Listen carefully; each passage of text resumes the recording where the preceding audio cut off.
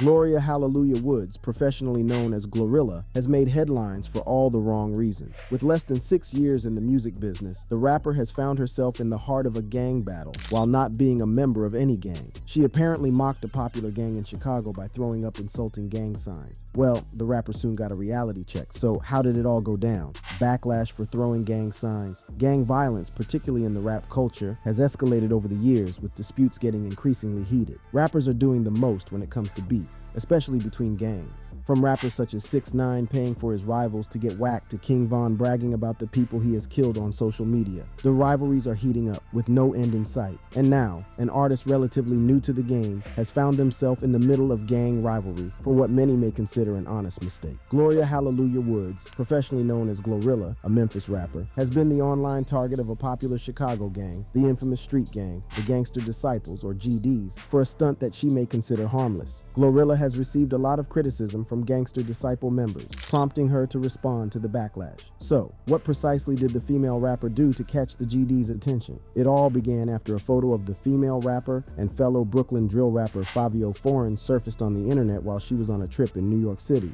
In the photo, the two rappers pose and throw up a gang sign, which turns out was not such a great idea. The two rappers were throwing up the controversial Rakes sign. Those familiar with street and gang culture know that the Rakes sign is disrespectful to the Gangster Disciples. Typically, those throwing up the Rakes are members of the Black Disciples or oppose those who are part of the Gangster Disciples. For those deep into the culture, it also refers to Gangster Disciples killers. By throwing up the Rakes, GloRilla had subliminally picked a side, and naturally the GDs were not too pleased. One thing to note about gang culture, especially involving the GDs and BDs, is that they do not take too kindly to disrespect. Once someone picks a side, they have sealed their fate, and the new ops can slide whenever. A good example of someone who fell victim to this was Quando Rondo. Originally, Quando was friends with the late King Von and would post each other on their respective social media pages. However, when Von was killed and Quando decided to disrespect him on the track end of story, it was an all-out war on the rapper. Even though Quando denied dissing Von, the Chicago rapper's crew was hearing none of it. They wanted Quando Rondo's head. There was a rumor that the BDs had plans to disrupt the rapper's shows.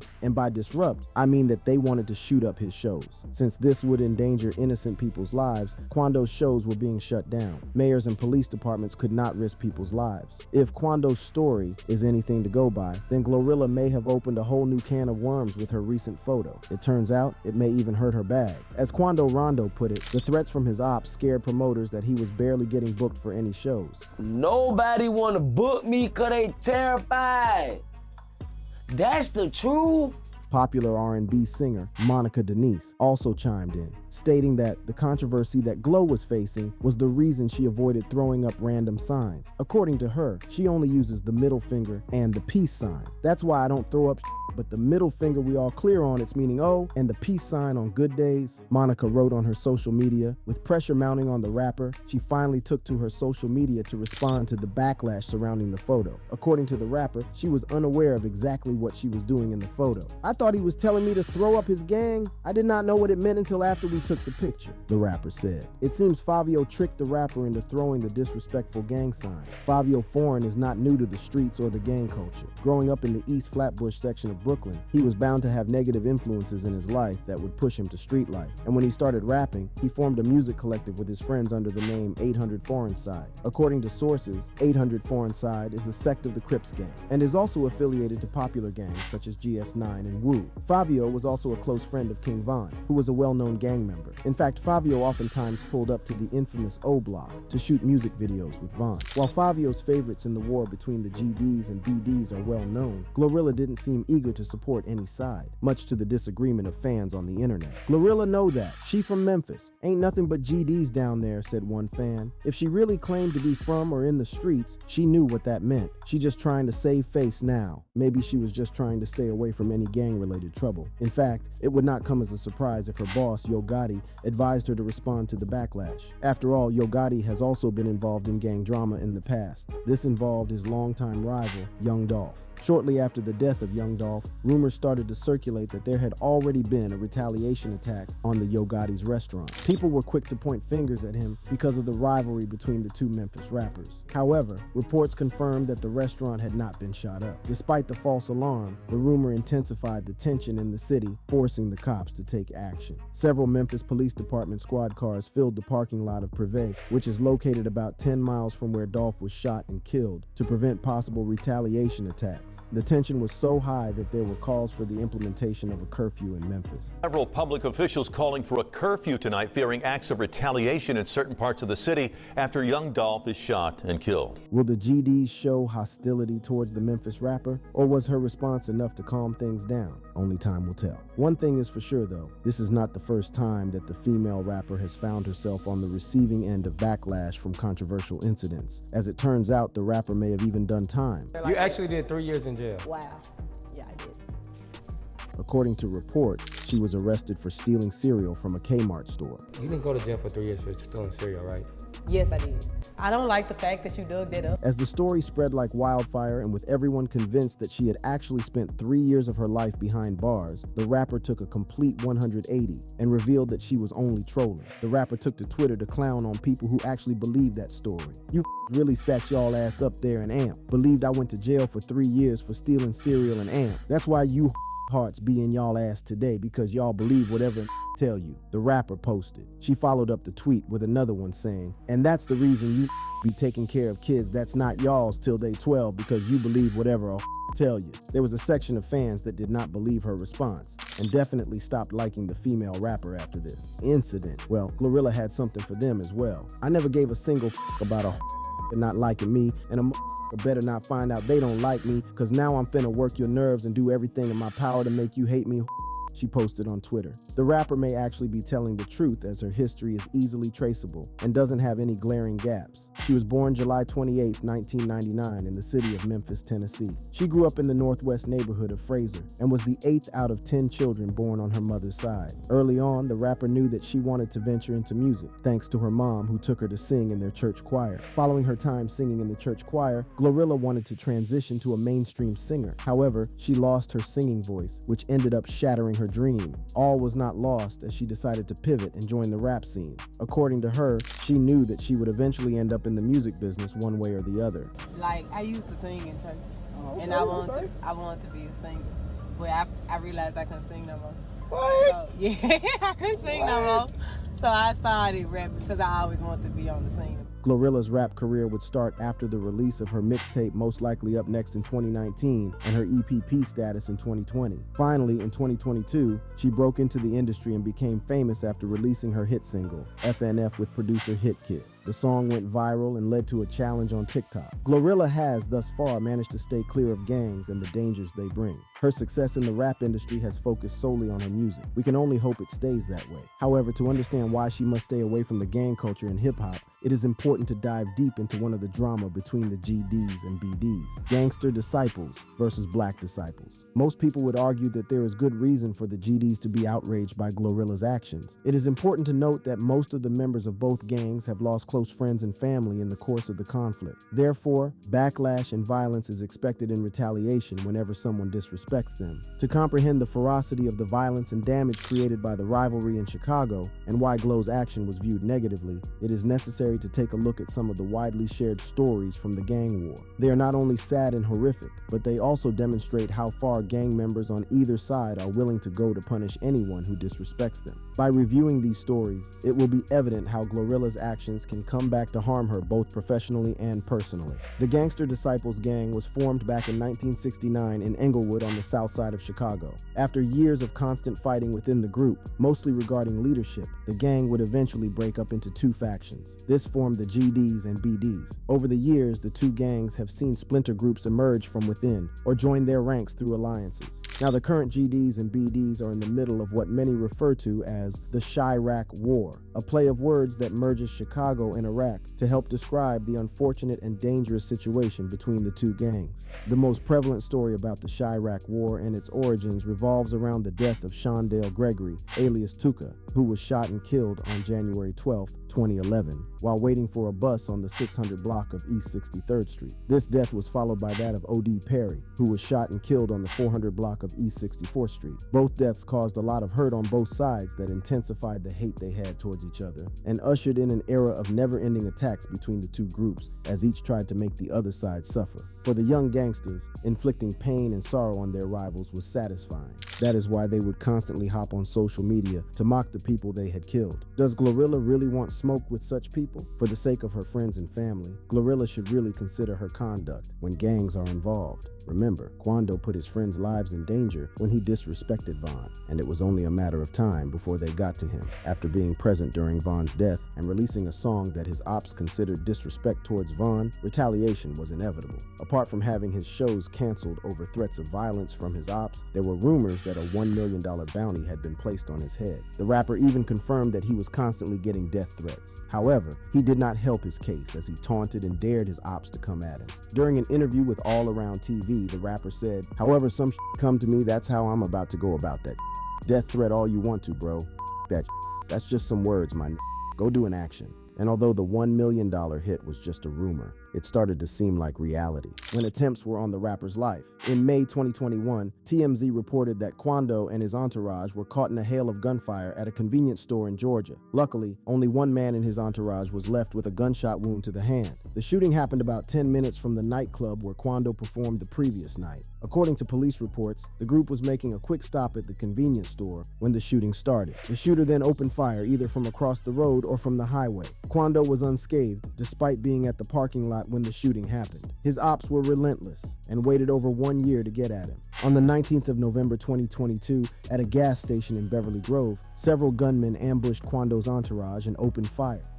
New details tonight in a deadly shooting near the Beverly Center. We've learned the victim is a friend of rapper Quando Rondo. Fortunately, Quando Rondo was not shot. However, numerous reports suggest that he was the intended target. Unfortunately, a member of Quando's entourage was hit. Quando later identified the victim as Lil Pab after sharing a photo posing with him on Instagram. Ultimately, if GloRilla wants to keep her friends and family safe, it's best she stay clear of any gang affiliation. Apart from that, she shouldn't use her music or social media to try to go back and forth with any gang members. This is a trap that will only lead to one outcome, as other rappers have come to find out. One of them is none other than Tristan Hamilton, alias FBG Cash. In some way, FBG Cash and GloRilla have something in common. GloRilla's response after her photo shows that she is not into the gang lifestyle, nor does she want to get involved in it. Similarly, FBG Cash, although he was a member of the GDs, did not want anything to do with gang-related activities. In fact, he was publicly called out by his own gang members for never sliding on his ops, an accusation he never tried to deny.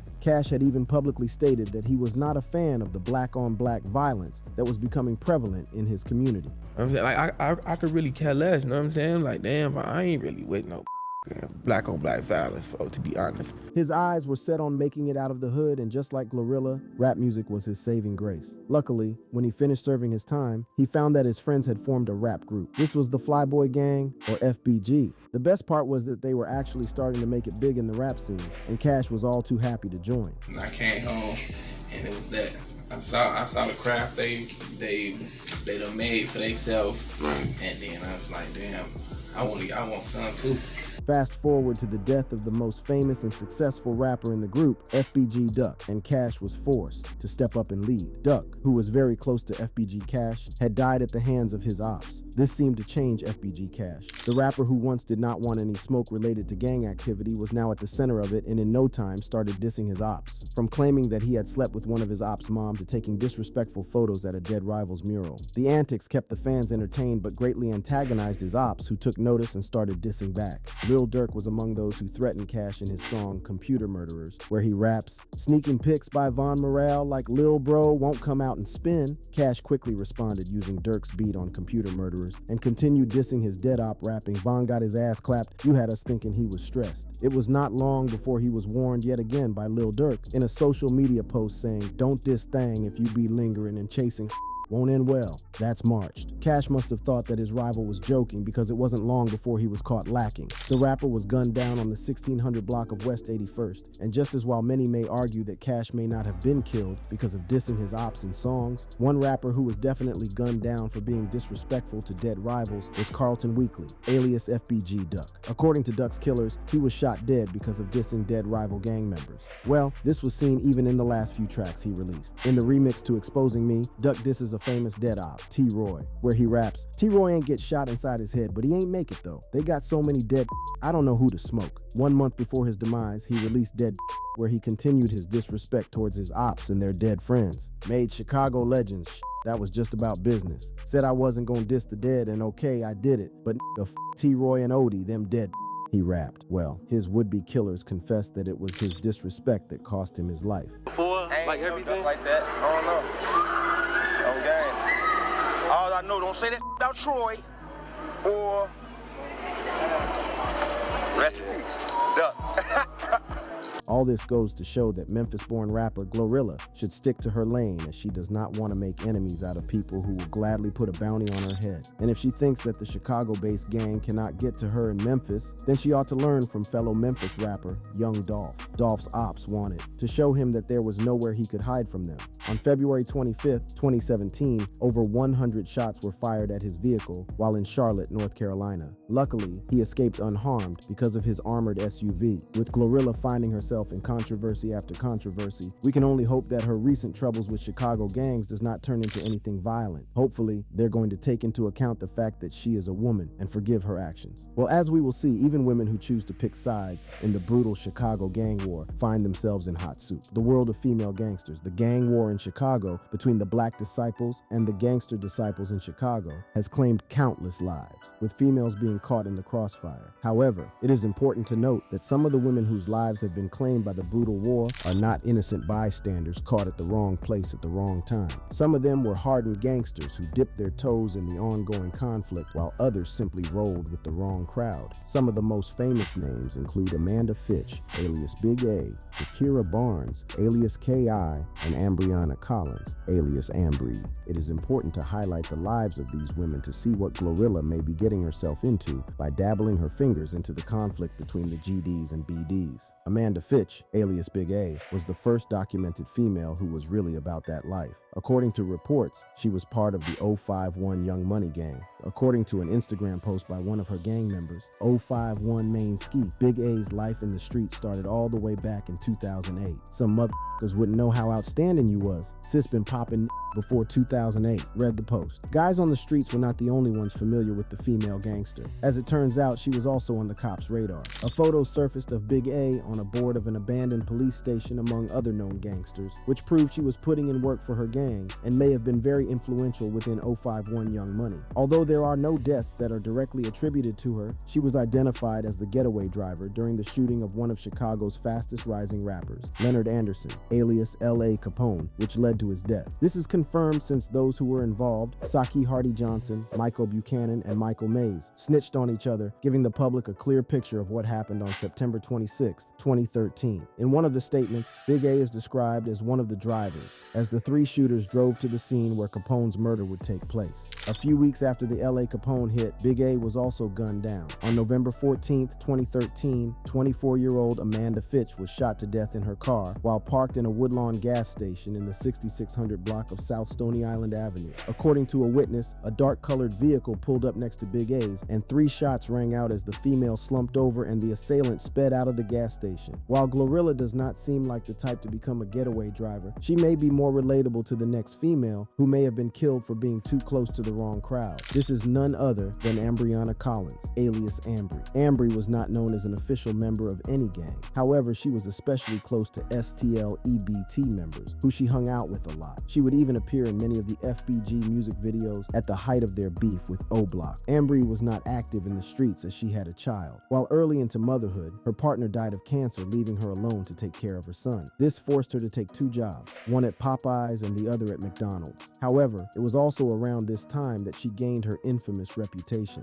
The gangs were developing new tactics to catch their ops lacking. A new trend emerged where women would be used to lure ops into the open, where they would easily be pounced on. And Ambry allegedly played this role perfectly since she was very pretty. In fact, she became known as the backdoor queen. While these allegations are often disputed, it is worth noting that many well-known gang members such as J Money fell victim to being set up by a female. 24-year-old Ambriana Collins would soon be gunned down on January 28, 2019 in an alley in the 10700 block of South Eberhart on the far south side. She was shot several times in her chest and succumbed to her injuries on the spot. Investigators were told a white SUV sped from the scene of the shooting, although no one was ever arrested. While Big A and Ambry were not popular outside of Chicago, one female has become a household name.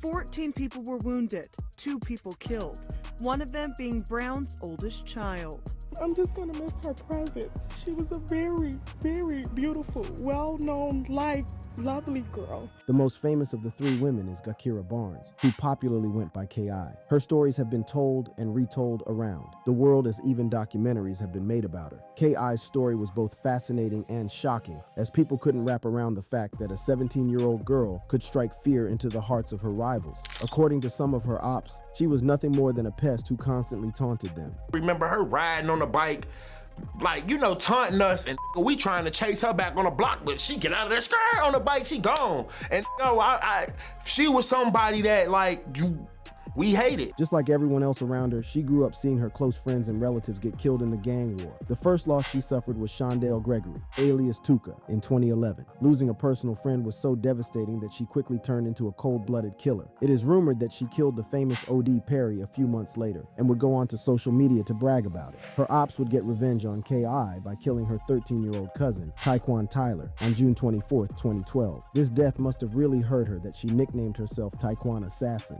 and began her 2-year reign of terror, living up to the name Assassin. On April 11, 2014, a hooded gunman shot Barnes in front of a home in the 6400 block of South Eberhart. K.I. was hit 9 times in the mouth, neck, and chest before running and collapsing on a neighbor's doorstep and passing out. She later succumbed to her injuries at Northwestern Memorial Hospital. That day, she was walking with her brother, FBG Butta, and a friend. All 3 sustained gunshot wounds, but it seemed as though K.I. was the intended target as the other 2 survived. Word on the streets was that by the time K.I. was gunned down, she might have been responsible for as many as 20 murders. While the stories involving the 3 women serve as a warning to GloRilla that gang members do not care about gender and will slide at the slightest provocation. As we will see, the female rapper is not the only celebrity who has found herself in hot water over gang signs. Celebrity controversy over gang signs. Over the years, celebrities have been on the blogs because of gang signs, from beating up fans who use them to the signs being used in a murder case. One thing is certain, GloRilla is not the first, nor will she be the last to face backlash for flashing gang signs. Recently, rapper Raquan Hudson, alias Shorty Shorty, beat up someone at his show for flashing gang signs at him while he was performing. In the clip, the concert goer is all up in the rapper's face flashing gang signs, which infuriated Shorty and earned the fan a few blows to the head. Shorty Shorty first paused for a second before delivering a massive blow to the man's face. Then his hype man followed up with another huge punch to the fan's head, which sent him crashing to the floor. The concert goer tried to stand but appeared dizzy from the vicious blows. Security then jumped in and escorted him from the venue. After the incident, the rapper hopped on his Instagram story to respond to a viral video. Shorty made it clear that the person he assaulted wasn't a fan or a female. On that incident that occurred last night, that was not no fan, that was not no female, that was a disrespectful ass who needed his face slapped, he said. And we did that. On Westside Hoover, what I look like, don't ever bang on me. Shorty is not the only rapper to beat up a concert goer for a similar reason. In 2021, Lil Durk found himself in a similar situation. The rapper was performing in Chicago when one of the attendees started yelling and taunting Durk and the OTF crew, all while throwing up GD gang signs. Remember, Lil Durk is part of the OTF gang,